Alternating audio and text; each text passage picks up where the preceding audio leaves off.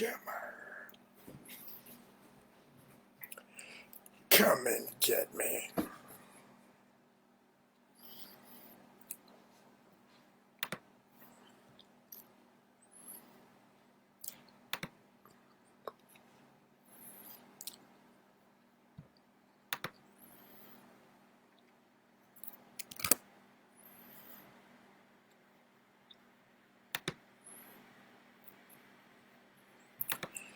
Come and get me.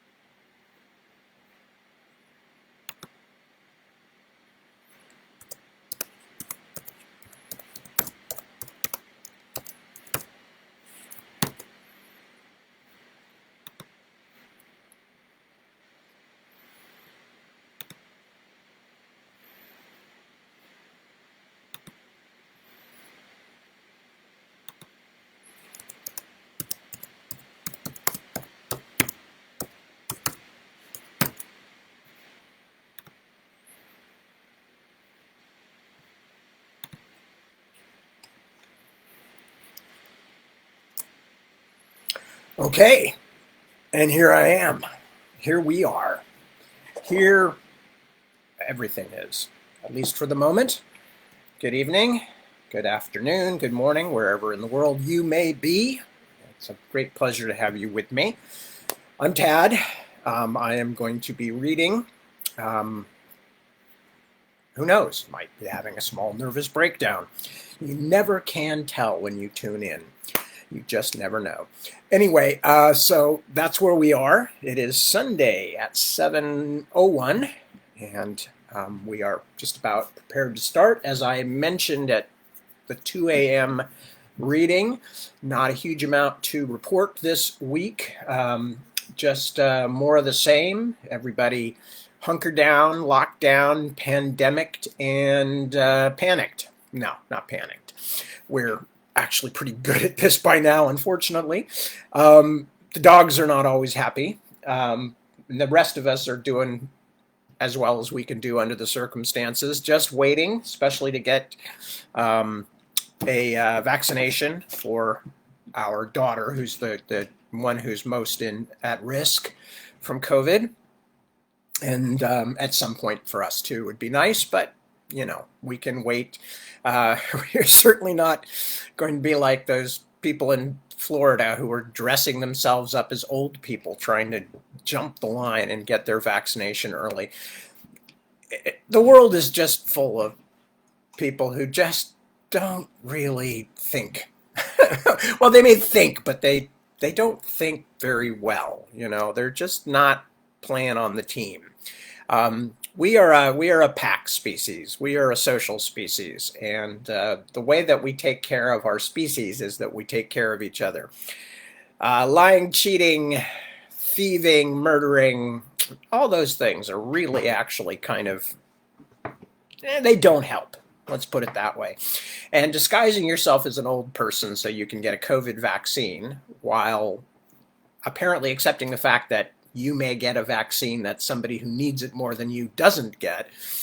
Like I said, kind of counterproductive. Let's just put it that way. Anyway, but as usual, I'm not going to go into politics or anything even remotely boringly controversial. I don't think that cheating on vaccine lines is very controversial. Can't imagine anybody being in favor of it. And other than that, as I said, not a huge amount to announce this week. We are just going forward. We're going to read another chunk out of War of the Flowers. We're getting down to the nitty-gritty, where things are beginning to not only to happen, but where we're finding out things about why things have been happening so far in the story. So let me just quickly say first hello to the people who have assembled so far. Kelly, good to see you. Good evening. Mark, hey Mark, good to see you especially. Jared, hi Jared. Claudia, good to see you too. And Carl, good evening back, sir. Barban, good evening, good evening. Lovely to have you. Kenneth, you too. Jeremy, Oh, you saw me saying, come get me, come get me. Um, you're right. It would be a little bit difficult. It was meant more as, because, I never know when the live feed part is going to kick in. So I'm usually doing something silly just in case, because I'd much rather be silly than boring. And that, in fact, probably describes my entire life. I would always rather be silly than be boring. Anyway, who else is here? Emily, hello. Excited for more flower drama? Thank you. I'm glad to hear it. We have more flower drama to give you. I can't even say it, but it's there. That's why I write things. Nancy, oh, it was your birthday. Well, happy belated birthday. I hope it was a good one. We have had all of our birthdays actually, I was the last one. We actually went out for my birthday on March 14th, which was, I think, the day before they slammed down all the official lockdown things in California. All I remember is that we were very much of two minds about it. And we were like, should we, shouldn't we, shouldn't we, shouldn't we? And we did. And that, in fact, was the last sort of social thing we did outside the house. So I'm the only person who didn't really get cheated out of a birthday celebration. Everybody else now has had a birthday since then, was forced to have it at home instead of actually being able to go out somewhere. So who knows? We may still be locked down when my birthday comes this year. And if so, c'est la vie. Anyway, Connie, good to see you too. And who else is here? Mike. Hello, Mike. From Idaho, I'm assuming the ID means there, and not that you are showing me your driver's license or something and it's too small a picture for me to see in the profile picture. And Kim, good to see you, Kim. Tony, hi, Tony. And Ray, yes, fellow Nick Drake fan. Yes, that I am. Although I will confess that unlike many other things, because I've always been a music person, I actually was one of those people who came late to Nick Drake. I didn't start to be a Nick Drake fan, I don't think, until the early 90s. So I was definitely one of the people to blame for him feeling that he was not properly appreciated during his lifetime. Although once I did discover his work, I found myself like everybody else who likes Nick Drake, saying, God, what a waste. What a terrible tragedy that he is not around to know how valued his work now is. And I still think Pink Moon is one of the great albums of all time. So anyway, yes, fellow Nick Drake fan. So good to see you anyway, Ray, whether we're talking about Nick Drake or not. It's always a pleasure. So anyway, I am going to pretty much just jump into reading here. I don't know how much we're going to get done tonight. I know we've got the last part of the last chapter I was reading, where just before it got complicated. And but that's what I'm going to do. And so y'all can stay with me. What did we find out last time? Basically, last time what we did was we got the details of how Eamon Dowd, who was not at that point the remover of inconvenient obstacles, how Eamon Dowd, Theo's would-be uncle, was uncle, sort of uncle, his great uncle that turned out was related to his step family, but not to Theo himself, who is of fairy blood. And we have discovered that Theo is a member of the Violet family. And in fact, he is the last scion of the Violet family. Anyway, and then so Eamon Dowd was telling his story, and as he was telling his story, he was describing how first he managed to, after the remover of inconvenient obstacles tried to cheat him, essentially, and they swapped the babies, but then only through a fluke of fate was Eamon Dowd able to get free again, because the remover of inconvenient obstacles meant him no good and was going to do something awful to him. But he got free, and later on he effected the transfer again, and this time managed to get into the remover of inconvenient obstacles and defeat and drive him out of his body. But of course, that ancient, strange body became then the only place that Eamon Dowd had left to go to himself, at which point he took the remover of inconvenient obstacles place, and then had several hired folk, once he was back in Fairy, had several hired folk grab Arafine Primrose, who was the young fairy woman of a noble family that he was in love with, and drag her back to his hidden lair in Fairyland. And but as Eamon Dowd himself admitted, well, he didn't quite admit it, but as Eamon Dowd made clear, she was no longer interested, and she was also frightened because he wouldn't show himself, etc., etc. So Theo is listening to this whole story, and the last thing that came from Theo was, my God, Theo thought, he really is crazy. He can't even imagine she might just have changed her mind, fallen out of love with him. And now here's Dowd continuing. At last, in desperation, I revealed myself to her. This is what I did for you, I shouted. This is the torment I suffer every day to be in your world. But I should not have done it. She was not ready for the truth.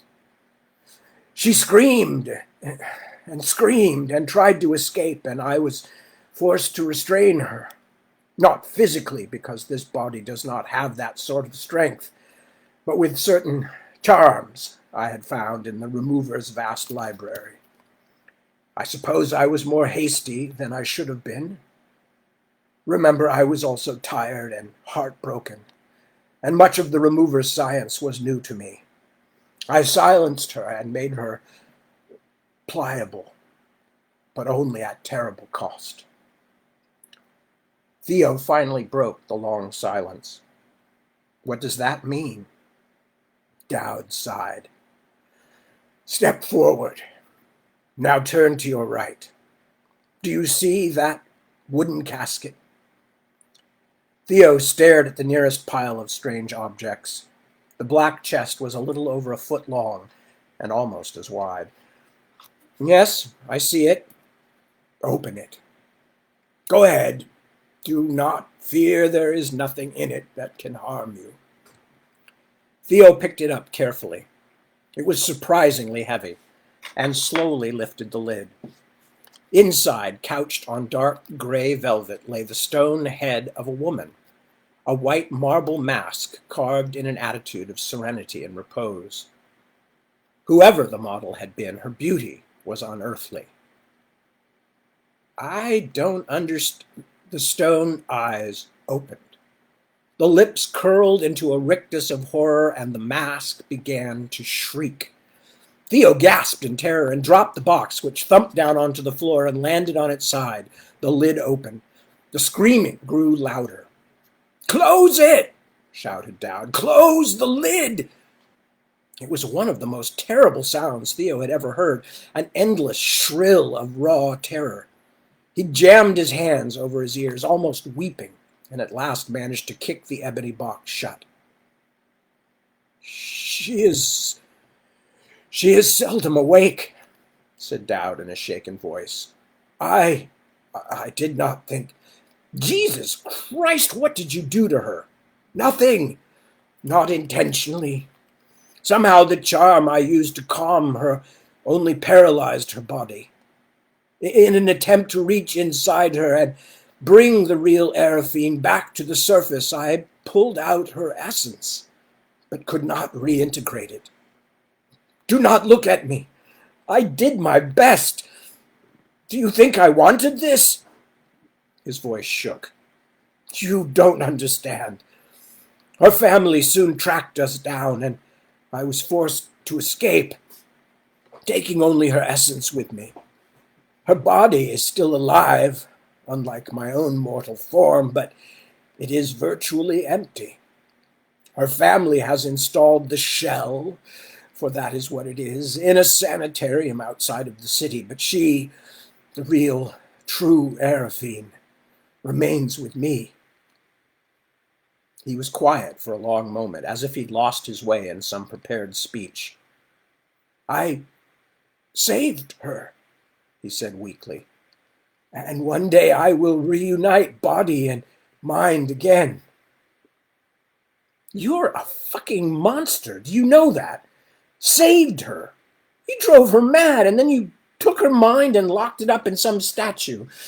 Listen to me, you don't understand. I understand as much as I need to. Theo strode toward the corner where Dowd hid in shadow. Is this the kind of help you've got in mind for me, too? No fucking thanks. I was an idiot to stand here listening to you. Come out! Come out of there or I'll drag you out. Stay away, boy! Dowd's voice rose to a hysterical pitch. I'm warning you! Theo made it another few steps forward before the mandragorum caught up to him. He was close enough to see some of the shape that was Eamon Dowd trying to struggle away from him and into deeper shadows, like a bat with two broken wings. It was incomprehensible, really, at least in that brief instant. Something that might have been a mass of slime and dead leaves and chicken bones picked half clean, although even that did not really explain the complex wrongness of what he saw. Worst of all, what stopped him, even before the hand of the root slave clamped his shoulder, was the momentary glimpse of the ruin that was Dowd's face, the distorted knob of head whose only clear features were the eyes, the only human things in the glistening, tattered face, eyes that were wide with terror and misery and shame. Theo could not help himself. He recoiled with a cry of disgust. I told you not to come near me, Dowd screamed. I told you! I should kill you! For what? For seeing what you've done to yourself? Done to myself! Dowd sounded like he was having trouble breathing. How can you say such a thing, boy? Was it me who banished myself from Fairy in the first place? Did I double-cross myself? Oh, God! Yeah! In a way you damn well did! Theo had reached the point where he no longer cared. The hell with all of it! The hell with you! Just tell me what you're going to do to me. Dowd calmed himself a little. The same thing Hellebore and Thornapple and the others would have done if they'd been able to lay their hands on you. As the heir of the Violets, you possess some kind of key they think will allow them to access the ultimate source of power, the beliefs of the mortal world. I don't need to destroy the sanity of our old world to achieve my goals. I do not need so much power. But I must find out what that key is and use it to restore Arafine and myself to some semblance of normality. I am sorry, Theo, but unlike Hellebore, I will do my best not to harm you. Drop dead, you psycho. There is no key. Everyone's hunting for me, but I don't have anything. No key, no magic wand, no one ring to bind them all, nothing. He writhed uselessly in the grip of the mandragorum. We will not know for certain until I have a chance to examine you. Don't you see? It's only fair, after all they did to me, to Arafine. That is why I pretended to search for you on their behalf, even though I knew exactly where you were. Hellebore needed me, and I needed him, because I have slowly taken resources and knowledge from him under the guise of doing his bidding, until I think I have discovered much of what I need to know. So you're not really any different from Hellebore, are you? Theo spat on the floor. Oh, I forgot, you're going to try not to kill me while you're doing whatever you do. I am not Hellebore, Dowd said coldly. He had shrunk back into the darkened corner again. Theo could see him only as an irregular shadow. I have done terrible things, but I did them for love. That's one of the most frightening things I've ever heard. The other mandragorum suddenly stepped out from the shadows by the wall and into one of the pools of light. Theo felt sure that Dowd had suffered more recrimination than he could stomach, that he was going to have the root slave beat Theo unconscious or worse. But then it wobbled and bent forward as if in a bow and just kept bending. collapsing, really, in the most surreal, cartoonish way possible. It fell apart into several huge pale slices that thumped onto the floor and rolled. What the hell was all that Theo had time to ask? Then half a dozen figures spilled out into the room from the spot where the root slave had stood. Armed constables in what looked like riot gear, eyes hidden behind insectoid goggles, beehive guns trained on Theo, and the place where Dowd sat hidden by shadow.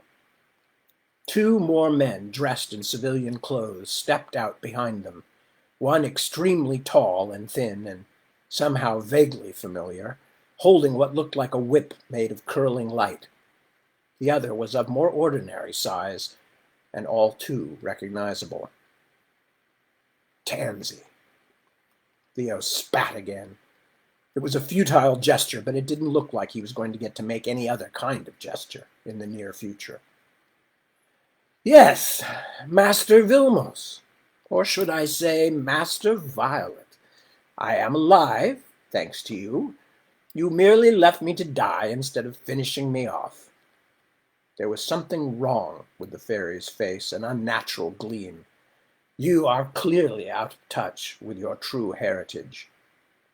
Shut your hole, Tansy, said the tall, dead-faced one. Father wants this done quickly.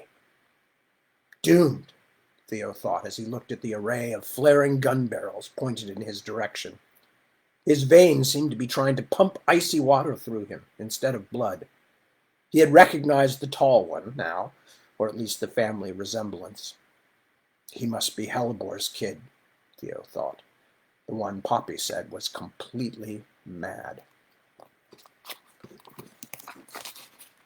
Chapter 38. The Broken Stick. This is outrageous! Eamon Dowd's voice boomed so loud out of the empty air that Theo stumbled, and even the helmeted constables flinched. Tansy covered his ears as Dowd's voice blared again. How dare you break into my sanctuary like this, uninvited?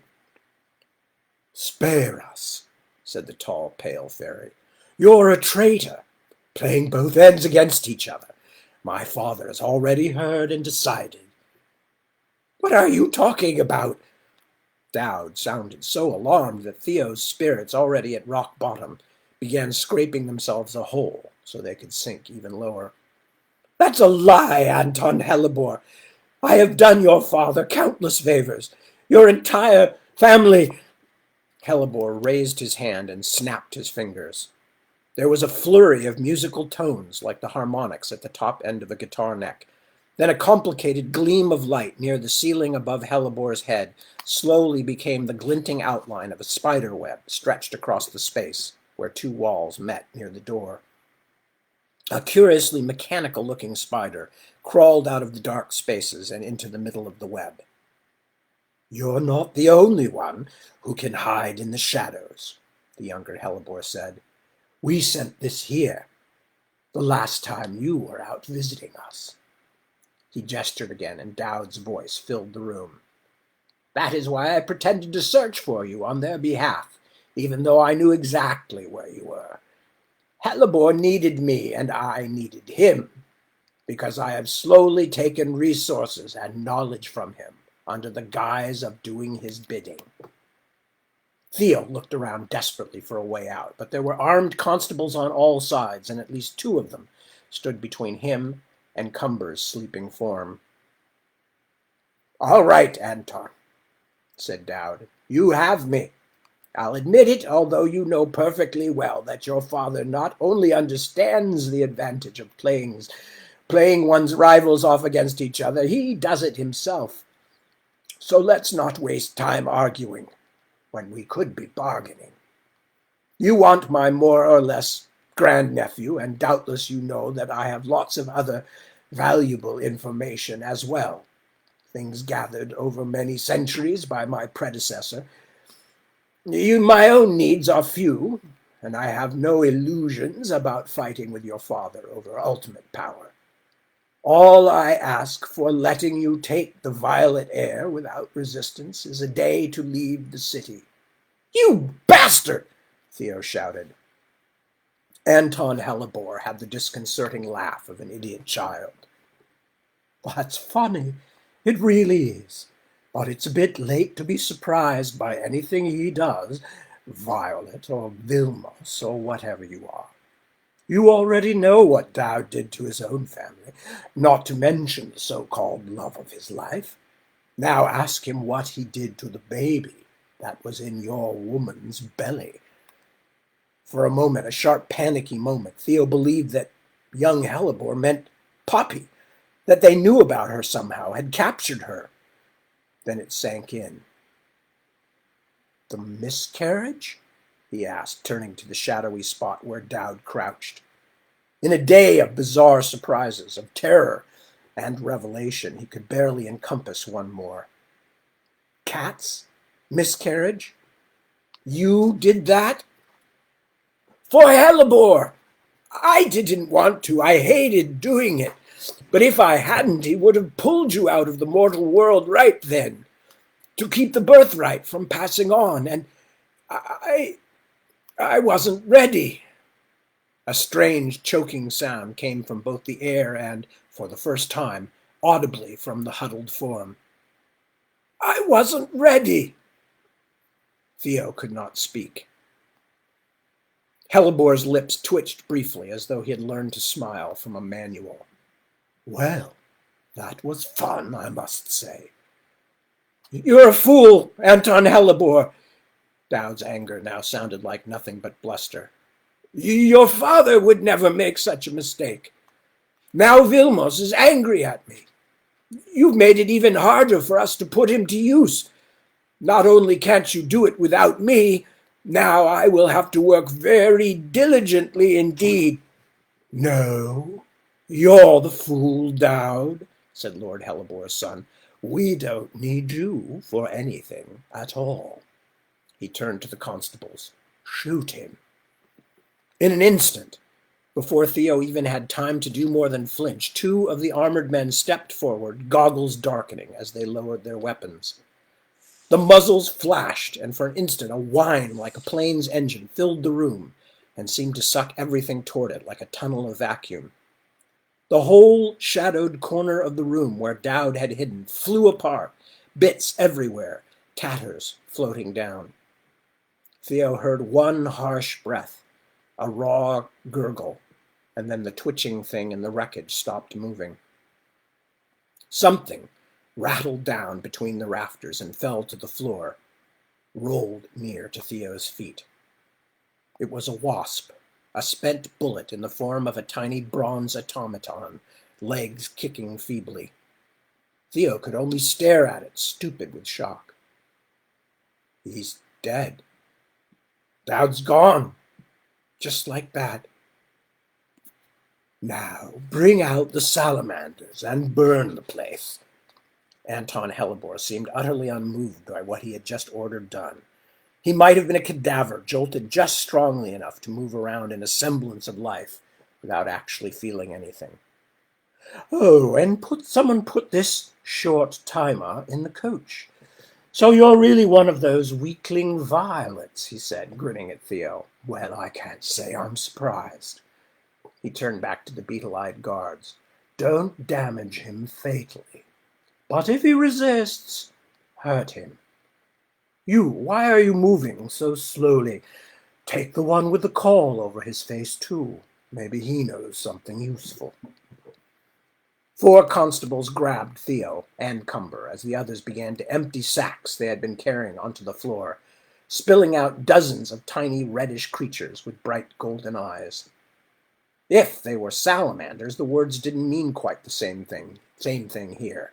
There was something of amphibian shape to them, but they also looked a bit like cartoon demons as they fled the center of the room and scuttled toward the nearest dark hiding places, some of them already smoldering into flame. Tansy was almost jumping in place with anxiety.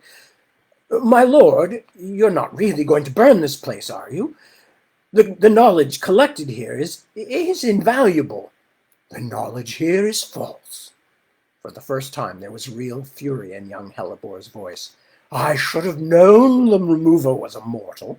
He never understood anything I told him, couldn't answer any of my questions. He didn't like the way I performed my experiments either. I should have known." But there are things here gathered by the original remover." Theo watched, sickly fascinated, even as the guards handcuffed his hands behind his back. The surface of the restraints was strangely wet and rubbery, but Theo was distracted by something else. Count Tansey's features seemed almost to flicker and slide, inconstant as an oil slick. "His face, it's held together by some kind of charm," Theo realized. "Like the kind that Poppy was talking about. Youth charms, beauty charms. He must have been really messed up in Daffodil House." "Enough, Tansey. If you try to tell me what to do here, you will burn with it." Hellebor's sullenness sounded almost teenaged, but with an edge of something else as well, something truly terrifying. "I don't like this place, and I don't believe it. I am a great scientist, greater than my father even. I know what's important. I know why my experiments scream, what they are seeing, what they are feeling. Anything else is wrong. This Dowd person was wrong. I want it all to go away." In fact, fires were already springing up wherever the salamander demons had hidden themselves, burning as silvery hot as magnesium flares. Great billows of flame began to climb the walls and lick at the ceiling. In other spots, the fires had taken something of the character of their fuel. Weird colors filtered through the blaze, and an even more disturbing set of harsh chemical smells began to fill the air. Tansey scuttled toward the exit, too frightened to argue anymore. Anton Hellebore walked backward out of the room so he could watch the growing blaze, his long arms held out as though he were conducting the fire like music. "Old and rotten and wrong," he said almost to himself. He turned to look at Theo, flashing that humorless, rictus grin. "This place will burn for days. They'll be able to see it at night from the mountains of Alder." My God, he really is crazy, psychotic. Theo had little left but despair. The thing he had most feared had now happened. He managed to get the fingers of one of his cuffed hands into his pocket and pulled out the phone that Poppy had given him. While his guards turned to pull him through the door, he dropped it on the floor and kicked it into the nearest smoldering pile of bric-a-brac, and felt the only kind of relief he was likely to feel until at some indeterminate point in the future he escaped these people into death. At least they weren't going to find a phone on him that would lead them straight to Poppy. That was something, anyway. Although the lighting was still inconstant, the hallway seemed much more normal on the way out than it had on the way in. A short, squat figure, a brownie with frizzled hair and an eye patch, was sitting with a mirror case open on his lap just inside the front door. He looked up at their approach.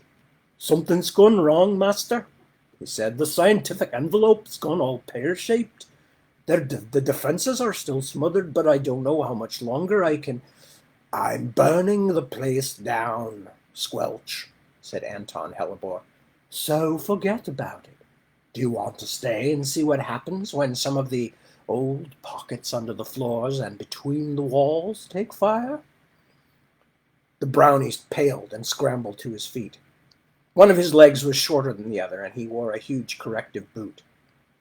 "By the well, there are reserves of pure pyromantic vitality in there. It's going to burn like the sun." The young Hellebore nodded. "Until it all falls smoking into Ys." He waited as the guards opened the front door of the remover's storehouse and peered out, then exited in swift military fashion, dragging Theo and Cumber as though they were suitcases. Theo wanted to shriek at the pain in his arms, but he was able to sink down and find a deeper part of himself, numb and distant enough that the pain could touch him, but not overcome him. A pair of huge matte black utility coaches waited in the alley, motors vibrating silently, but so deeply that Theo could feel it in his bones. They were shaped like armored personnel carriers, but were streamlined and shiny as limousines, the bubble windows opaque blind eyes. A group of people had gathered around the coaches, mostly women and children whose faint blue skin made them look more like drowning victims than living folks. But as the guards came out, the bystanders retreated back down the pier's main road and out of sight, leaving nothing behind but a few webbed handprints on the coaches' polished exteriors. "Wretched Niskies," said Hellebore, "touching things that aren't theirs. Wait until this whole nasty neighborhood goes up in smoke and lava blisters." Cumber and Theo were thrown onto the floor of the coach. Hellebore climbed in after them. The interior was rigged for half a dozen people to sit in comfort, with racks overhead to hold luggage, or presumably automatic weapons. Tansy, the brownie, and two of the guards got in with the Hellebore air and ranged themselves in the seats. The coach's back door was open, and for an instant Theo saw the rest of the constables clambering into the other vehicle, helping one of their number who seemed to have been overcome by the growing fumes. Then someone slammed the door closed. Anton Hellebore flicked his fingers to signal the driver, invisible on the other side of one of the compartment's black front windows, and the coach started to move. The exterior windows were big enough that Theo could see a little something of what was behind them and on either side, although from his position on the floor that didn't amount to much more than gray sky and rooftops. He rolled over to check Cumber's breathing, then slowly began to push himself toward the compartment's rear door. No one seemed to be the slightest bit worried that he might somehow get the door open and escape. Theo couldn't help seeing this as a bad sign, but tried not to let it discourage him. Ignoring the pain of his bound hands, he sat up straighter and tried to reach behind his back, searching for the edge of the door. Perhaps he could pop the handle with his head and fall out when it came open. If he hooked a foot through Cumber's handcuffs, he could take the Ferrisher with him. Roll. Get up and run. Scream. He couldn't carry Cumber, not cuffed like this, but maybe the Niskies or someone else would help. Not too goddamn likely, though, is it? Not against armed flower guards. Still, he kept feeling for the door. First things first, something bit into his wrists hard. 1,000 hot needles through the skin. Theo screamed. A couple of the guards jumped, but Anton Hellebore only looked up lazily. The dead smile appeared again, no more cheering than a crease in a jellyfish. "You really shouldn't move if you can avoid it, Violet. You'll upset the anise. It's a kind of sea sprite, no brain, all teeth and reflexes. And very amusing reflexes they are. I bred it into a shape where it could be used as a restraint." It felt like there was poison burning upward along the veins in Theo's arms. It took all his restraint not to try to smash the things, to scrape them off, but every time he moved, the needles closed on his flesh again. He lay as still as he could until the pain began to subside. The coach was moving slowly. At first, Theo thought they must be maneuvering through some of the smaller back streets around the remover's dockside building. But when he lifted his head high enough, he could see through the windows that the streets were unusually crowded, with masses of fairy folk on the sidewalks and in the intersections, tall and small, winged and unwinged, although an unusually large proportion were long-nosed and hairy. Theo was not the only one to notice. When the coach rocked to a sudden stop, the young Hellebore made a hissing noise of irritation. "What is going on?" The driver's voice filled the compartment. "There are a lot of folk around, master. I can't go very fast." "What is it?" Anton Hellebore peered through the thick windows. "Goblins? It looks like a lot of goblins. Troublemakers." "Not just goblins, master. Drive over them if you have to." The chauffeur did not seem in any hurry to do that, but he kept the coach moving forward. Theo heard people shouting outside, and some of them thumped on the coach's fenders or doors, but he never heard anyone screaming or sounding truly upset. It was strange. They all seemed to be out in the streets without really knowing why they were there. Like Mardi Gras, he thought, but a little less cheerful. But as faces pressed in on the windows, trying and failing to see in through the one-way glass, Theo sensed a menacing undertone. It was hard to worry about it too much, and in fact he was half hoping the chauffeur would crush someone, that the crowd would turn seriously ugly, tip the coach over, and drag Hellebore and Tansy out, and, most importantly, that someone would notice Theo was a handcuffed prisoner before the crowd got down to tearing the rest of the vehicle's occupants to shreds. "Why are they all here?" said Tansy. His control over his rebuilt face seemed to be growing worse. It wobbled and even seemed to slip a little, although Theo guessed that might be a trick of the light, bouncing off something that was not quite real.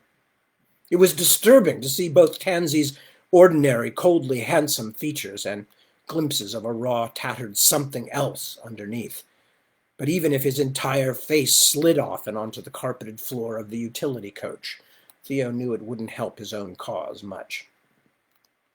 "Why did you do it?" Theo asked him suddenly. "You didn't just betray me, Tansy. You helped betray a lot of others, too. The daffodil folk, the hollyhocks, all of them. Why?" Tansy's unstable features turned pale and angry, but he wouldn't meet Theo's eye. "Shut your mouth, mortal. Count Tansy has a lot of debts." It was clear that Anton Hellebore was mocking Tansy, not really talking to Theo at all. "And very few loyalties." The driver's voice came again. Pardon me, master, but, well, I think you should see this. It's on every tributary. I'll open the mirror back there." What Theo had thought was only a dark window between their compartment and the driver sparkled a light, displaying a street scene not that different from what was outside. A voice was speaking calmly, but with a certain breathlessness. "Made the unexpected and so far inexplicable announcement an hour ago. The criminals and their leader managed to insert the bizarre message into every mirror stream and tributary, disguised as an emergency bulletin from First Councillor Thornapple. Much unrest has followed, although so far there has been no violence. Spokesmen for the leading houses assure the public that there is no real danger, but all citizens are commanded to return to their homes as quickly as possible. Parliament is meeting in emergency session later today to consider an earlier curfew and perhaps even the reimposition of military law. In a moment, we will go to the reception room in the Parliament of Blooms, but first, here is that announcement again. I speak to my people and to all good folk." Button was dressed, as always, in a nondescript robe of rough cloth, sitting cross-legged in front of a wall that Theo recognized after a moment as the piled stones of the Fayfort Bridge. "My name is Mudbug Buttons. I am a goblin. Any thinking creature who values freedom and justice is part of my tribe. Any who tries to take those precious things from others is my enemy. People of Fairy, your masters are murderers. Many of you know that, although you are afraid to acknowledge it. But did you know this also? They have failed. All their repression, all their theft, all their cruelty, and still they have failed to provide the only thing that might overshadow their crimes: a safe, secure life for all Fairy. Their time is over now. Those of you who hear me, you know I speak the truth." He nodded his head as though he had just answered a difficult question. "To my own goblin people, I have something else to say. Long we have let ourselves be mistreated, in large part because our sacred word was given in contract those long, long centuries ago by our venerated elders. Had they seen into the future, seen what the flower lords would do, they would not have given those words, of course. But they did, and we have lived with their promise at a terrible cost. Slowly, and with unhurried, ritualistic care, Button produced a dull black bundle and began to unfold it. "What is the little skin-eater doing?" Anton Hellebore actually sounded frightened. "Why doesn't someone arrest him? Kill him? How did he get control over the mirror system?" Button lifted the decorated stick and held it up to the thousands upon thousands who must have been watching him. When Primrose had first brought it out, Theo had been close enough to touch it. This object that almost everyone in Fairy must now be watching. He had wondered then if such an ordinary-looking thing might be a weapon. He had wondered why it had been worth the bother. "Here is our word," said Button. "Here is the record, the embodiment of our ancient pledge." His face, already sober, became even more unreadable. His eyes closed. "Knowing full well what I do, and doing it willingly, joyfully, I set my people free of this bargain with their oppressors." His clawed hands held out the stick. He snapped it in half and dropped the pieces onto the stones in front of him. "Today, our ancestors are smiling." Mudbug Button opened his yellow eyes again. "Today, you are free. Today, every one of you is free, no matter who you are, no matter what you have been told. Make of that freedom what you will." Then he was gone, replaced once more by scenes of the city's streets filled with uneasy people, goblins and many other sorts of fairies, while commentators rushed back to fill the mirror void with excited analysis. "A lot of people are going to be tasting iron before this day is over," was all Anton Hellebore said, but he looked surprisingly shaken. He ordered the driver to pick up speed. They moved onto smaller streets so they could avoid the restless crowds that now seemed to be at every major intersection. Button's strange publicity coup had lifted Theo's spirits a little, but the effects were short-lived. The miserable facts remained. Button had admitted earlier that he did not have enough would-be revolutionaries at the bridge to overcome even one of the ruling house's security forces. If he thought he could inspire others in the city to rise up and join them, then he was reckoning without the terror that just one of Hellebore's tame dragons would bring. How could anyone stand up to something like that? How could they fight it with rocks and sticks and shovels? Hundreds, even thousands, would be carbonized on the spot, and the uprising would be over. Still, the streets were unquestionably filling, more with people wanting reassurance and answers than with hot-eyed revolutionaries determined to follow some strange little goblin to an honorable death, Theo felt sure. But it certainly seemed to have the ruling houses worried. The mirror talkers were reporting anxiously about riots that had broken out in the Barrows district on the outskirts of the city, and a workers' action of some kind at the Eastwater docks. Even the fire in Dowd's waterfront storehouse was interpreted as another attack on established order. Not surprising, because it was burning so fiercely now. The images showed the flames billowing 100 feet high, and a Nixie man from the local fire department saying it was so hot his firefighters couldn't approach it, that it was all they could do to keep it from spreading farther, and that he couldn't imagine them getting it under control for days. Anton Hellebore laughed a little at that, but in general he did not seem very happy. His own brief moment of hope now dissipated, Theo slid back into despair. He saw Hellebore House getting larger and larger before them, jutting against the harsh gray light of the smoky sky, and felt as though he were observing something happening to someone else, an old movie or something on the television news back home, half seen while walking from room to room. He knew that it was his own death he was approaching, but even so he could only watch the building grow larger and wonder dully how long he would have to wait until all the horror was over. Dowd, he thought. Dowd helped him kill Kat's baby. Our baby. Whatever they want from me, they'll get it. Button and the rest will be burned into black cornflakes and blow away on the wind.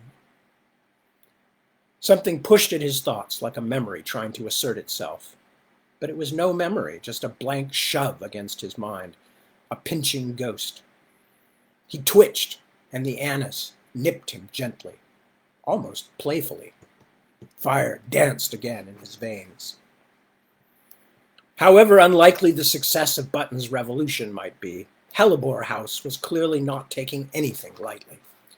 As they drove down the long street in front of the building, little more than a vast driveway, really, Theo could see that the concrete apron around the skyscraper was lined with vehicles like theirs and open coaches full of armed and armored men. Strange shapes, like concave butterfly wings, dangled from wires strung high overhead, some kind of communication array, perhaps.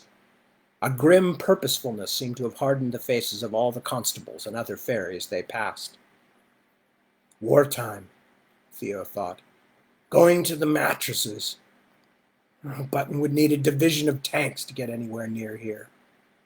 A spasm of unreality suddenly gripped him so hard as the vehicle stopped that Theo thought the anise had bitten him again. For a moment he was both inside his body, looking at the tusk-shaped skyscraper, and looking down on the utility coach from above.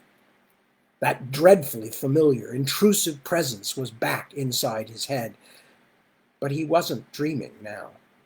He was all too terribly awake, and something was rubbing up against his mind, clearly enjoying the way it made his thoughts squirm. Soon, he felt it rather than heard it. Not a word, but a communication, a cold, amused promise. Soon. Then the presence was gone, and he was alone in his own head again, weak and shaking. Tansy finished talking on his shell. The guards are holding the third lift for us. I didn't need you to tell me that. Hellebore stretched out his long legs. For a fairy, he was quite ungainly. He flicked an uninterested glance at Theo, then down at sleeping Cumber Sedge. If you want to make yourself useful, Tansy, take that thing off the Farisher. If Father wants to talk to him, he'll need to be awake first. Father doesn't like waiting. As Tansy began to remove the gluey, clinging mask from Cumber's face, the coach slowed. Theo felt certain that if he went into Hellebore House, he would never come out again, that the malign presence he had sensed was waiting there for him, that the tower, standing like a stump of broken leg bone, would be the last place he ever saw. It would swallow him, like the sea monster swallowed Jonah. But Theo did not believe that any god would deliver him up again. He straightened. If there was ever a time to try something, one last chance, but somehow, either the mere thought or perhaps the minute tensing of his muscles upset the anise. It clamped its wet needle-toothed mouth on his wrist again and dropped him, screaming to the floor, muscles in spasm. He was barely conscious when they pulled him out of the back of the van and dragged him across the lobby of Hellebore House into the elevator, aware of little except that he was lost beyond all hope. How much time? Yeah, we got enough time to start another chapter. Chapter 39. Stepchild. The blurriness of pain began to recede as Theo stumbled out of the elevator with a helmeted guard holding his arms on either side. The long hallway came into focus as though appearing out of the fog. Anton Hellebore slowly leaned down. To Theo's dazed mind, the tall fairy seemed twice normal height. and seized his face in a grip that was much more powerful than the pale, soft hands would suggest. He pulled down one of Theo's lower eyelids with a cold finger so he could examine his eyes. "Look at that," he said cheerfully. "So many of the rootlets of blood are broken that the white of the eye turns quite pink. It's as though they tried to jump out of the sockets. What do you think, Tansy? There must be many undiscovered uses for anise venom in this exciting new world of ours. Perhaps we should make that your new project." Tansy was clutching his own face as though trying to hold broken pieces together. "Certainly, Master Telebor. Master Hellebore," he said through clenched teeth. "If you wish." He sounded like he would have agreed to being shot out of a cannon to avoid talking. Theo heard himself make a very strange noise, a kind of bubbling groan, very distant, and then realized that it was not him at all, but Cumber Sedge waking up. Almost comatose for hours, the Farisher had avoided being savaged by his own anise cuffs, but from the noises he was making, recovering from a calling didn't sound very nice either. "What?" Cumber looked around blearily. His knees buckled, but he had a pair of personal constable wardens, just like Theo's, and they kept him from falling. "We're in Hellebore House," Theo said. "Don't move or the thing around your wrists will bite you. And don't say anything." It was ultimately pointless, but at least their captors wouldn't get anything blurted out by accident. "Make them work for it," he told himself, but that made him consider what kind of work that might be, and his legs went rubbery. "The hell with it, who am I kidding? I'll tell them anything they want to know. Nobody stands up to torture forever, so it's just a question of when you wave the white flag." The simple, unmarked door at the end of the hall looked like nothing so much as the entrance to a janitor's closet. The type of place people got dragged into for this kind of thing, because there were buckets and tools and concrete floors with drains. "Look," Theo said suddenly, "I'll tell you whatever you want to know. Tell your daddy that. Hellebore, tell your daddy, just let the Farisher and the little sprite go. You don't need them. You're only after them because of me." Anton Hellebore flicked him a look of contempt. "My daddy may not want to talk to you. He may just want to cut pieces off you because you did something that annoyed him. Your friends, too, for all I know. If you think you can bargain, you're as stupid as your uncle, or whatever that remover creature really was. Your side lost. You are an orphan. You have no power, and you make no deals." As if to silently illustrate power and access, the door at the end of the hall swung open. Theo's guards let go of his wrists, and one of them put a boot in his rump and shoved him through. His hands still anise-wrapped, Theo could not keep his balance. He stumbled and fell, then struggled up onto his knees.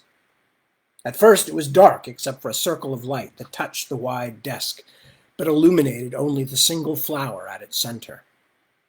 The light grew brighter as a man stood up behind the desk. In person, he was quite strikingly beautiful, a god of the underworld. It was easy to see where Anton Hellebore got his height, but there was none of the son's sullen immaturity in the father's pale face. For a long moment, the endlessly black eyes regarded him in silence. "Pleased to meet you," Theo could not help thinking, the old Stones song ringing in his mind. "Hope you guessed my name." A moment later, he wondered, is this the one who's been in my head? He seemed powerful enough and more than cruel enough, but for some reason, Theo didn't think it was. Out loud, and with his voice only shaking a little, he said, "And you must be Satan, Lord of Darkness." Nidris Hellebore actually smiled a little. "And you must be the last of the Violets. What a tiresome family. Like birds, musical, flighty, shrill.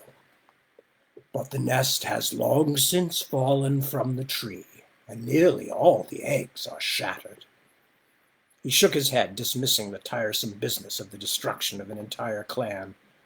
The rest of you there may also come into the office. Do not waste any more time than is necessary. His son and Tansy entered, along with the 4 constables, 2 of whom were still propping up Cumber. Nidris Hellebore raised an eyebrow.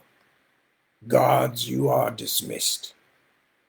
Are you sure, Lord Hellebore? Tansy began, and then abruptly fell silent. The constables showed an open palm salute before marching out.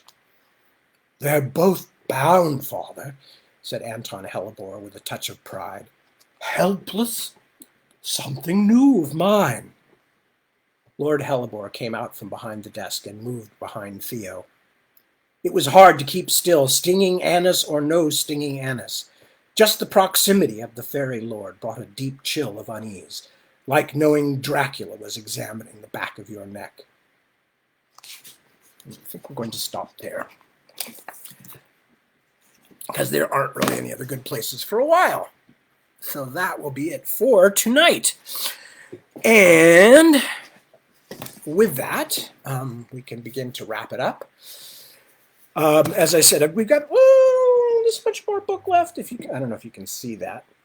See that? We've got about 719, about 100 pages left, which is 4 or 5 more readings, 6 readings, I don't know. Anyway, we're finally getting near the end.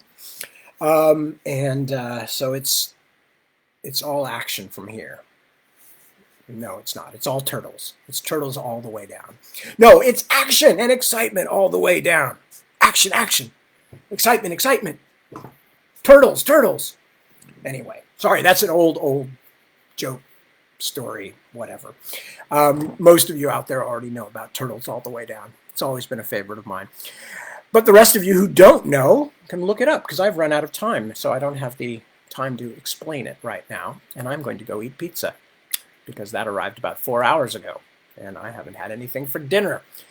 So while I am preparing to dismount, disentangle, disengage, and decamp, want to tell you all, as I always like to do, thank you so much for joining me. I deeply appreciate it. And as I also tend to say every time, to the point where you're probably quite rightfully sick of it, take good care of yourselves and take good care of your loved ones, family members, and friends, but also keep an eye out for neighbors and other acquaintances who may be in need of help during the pandemic. It's a rough time, especially on people's emotional well-being.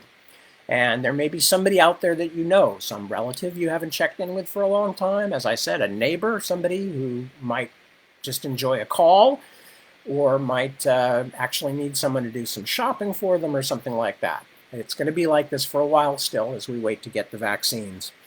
So that's my message to all of you. Keep doing what I know you've been doing, which is to be good to yourselves and others. And that's how we'll get through. That's how we'll get through. Anyway, I will be back next Sunday, starting at 2 a.m. in the morning, when we will find out more about the horrors in Hellebore House and all of the things that are currently making Theo feel somewhat doomed, and not surprisingly so. And until that point, when I return, and those of you who wish to come back to join me, I wish you a very good evening or afternoon or morning, depending on where you are. And again, say thank you and good night. Peace. Be good. Ciao.